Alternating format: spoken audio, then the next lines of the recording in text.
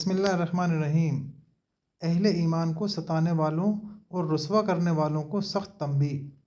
حضرت ابو ہریرہ رضی اللہ عنہ سے روایت ہے کہ رسول اللہ صلی اللہ علیہ وسلم نے ارشاد فرمایا، ہر مسلمان دوسرے مسلمان کا بھائی ہے، اس پر کوئی ظلم و زیادتی نہ کرے، اور جب وہ اس کی مدد و اعانت کا محتاج ہو تو اس کی مدد کرے، اور اس کو بے مدد کے نہ چھوڑے، اور اس کو حقیر نہ جانے اور نہ اس کے ساتھ حقارت کا برتاؤ کرے۔ کیا خبر کہ اس کے دل میں تقویٰ ہو، جس کی وجہ سے وہ اللہ کے نزدیک مکرم اور محترم ہو۔